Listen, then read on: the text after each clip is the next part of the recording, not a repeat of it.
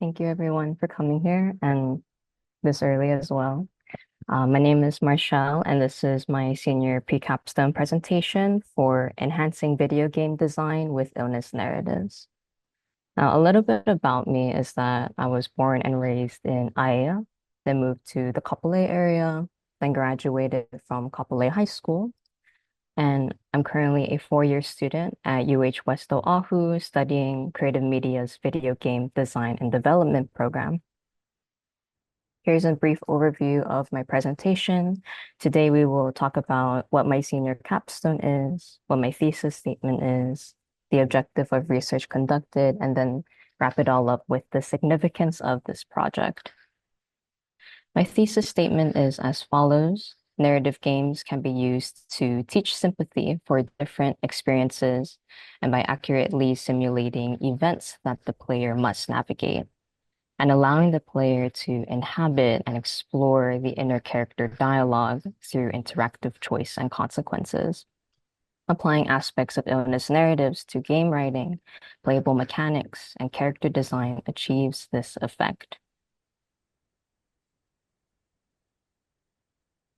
So coming into this pre-capstone, I've regarded video games as an art form akin to visual art, literature, etc.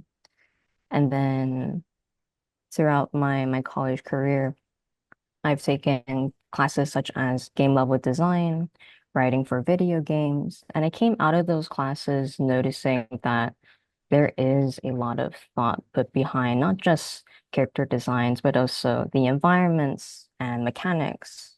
So leading into this pre-capstone and later my senior project, this will be a passion project of mine, where even after I graduate, I do want to continue working on this game and hopefully sell it, whether on itch.io or on Steam.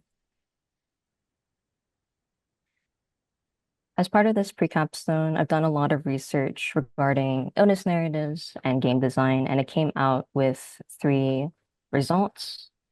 The first one is that illness narratives can be analyzed in different ways. One author describes the three different narratives that are found within illness narratives: contingencies, moral, and core narratives, which are about how an illness narrative comes to be in an individual's life, how the individual internalizes their illness, and how the individual relates it to between them and the rest of society, like what context they are placed in. Another author identifies two different epiphanies that can be found in illness narratives. The first one is momentary, which is short-term pivotal moments in one's life that changes one's self-perception. This could be seen in like undergoing surgery, um, a anxiety attack, etc. Whereas for cumulative epiphanies, these are more long-term and the self-perception is embedded through their life. This can be seen in if a person's born with disability or for long-term clinical depression. The next result is about ludic narrative design. When it's effective, it leads to player immersion between the player and the player character.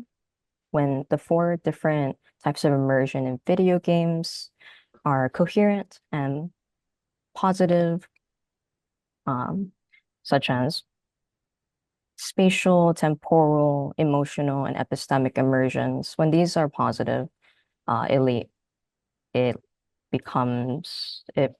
encourages the player to create kind of a intrinsic connection with the player character, and it leads to something called the game self, ideal self, where the player wants to reflect their ideal self onto the player character. And the way people interact with games and perceive game actions is very interesting because it's the player saying that they're doing actions in the game and not the player character doing actions on the game. And I do want to capitalize on that notion. The third result comes from my game analyses. from the game Spiritfarer and Mouthwashing. I wanted to analyze two indie game devs because I think that is more relatable to my standpoint and to other students who are learning game design. Spiritfarer is about exploring loss, dealing with grief, whereas Mouthwashing is an allegory for negligence, avoiding responsibility. And both of these games were intentional in their game designs, from the character designs, the environments, the mechanics, leading to a very immersive gameplay experience. And through it all, these relate to my senior capstone, which will be a diverse series of professional concept art for a narrative game. Each art has explanations for why an environment, mechanic, or character was created in relation to the game's illness narrative and themes. And this bears quite a lot of significance for me personally because I see games again as an art form, similar to how literature and film are. But the thing about video games in comparison to these canonical fictions is that video games enhances the themes by changing the audience to the agents. So with this senior capstone project, I do want to showcase that game design should be approached with conscious intent. Because we see it in narrative games today with Mouthwashing, Dispatch, and Clear Obscure Expedition 33, which were released in this decade. Mouthwashing is about negligence and has sold over 600,000 copies. Dispatch Season 1 was released in October of this year, so about like 2 months when it was released to the public. And this one has amassed 1.8 million copies already. This one's a branching narrative game following an underdog story and some aspects of rehabilitation. And then the last one, Clear Obscure Expedition 33. This was released earlier this year in early spring, and this one has sold 3.5 million copies. And this one is about grief and dealing with the effects of it. With my narrative game, I want to focus on the Asian American immigrant experience, such as microaggressions, racial exclusion, assimilation, this type of things that you would see in mainstream medias from 2000s, 2010.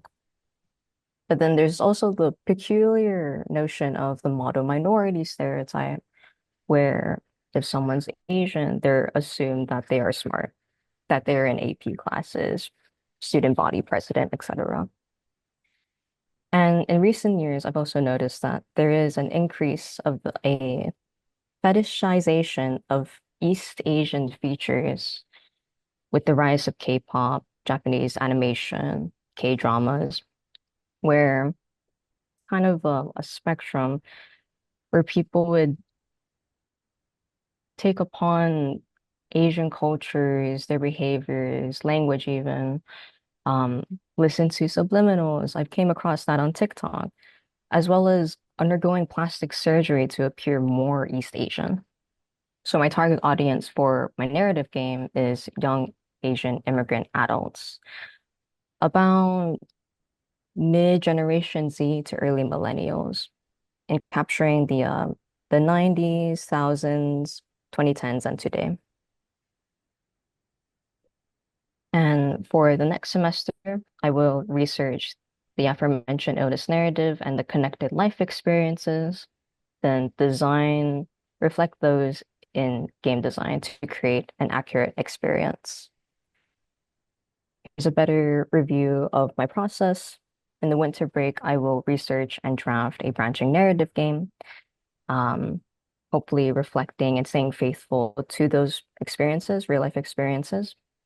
And then my draft would be peer reviewed by selected individuals, such as students who have taken critical race theory or people who have experienced racial bullying on the continent.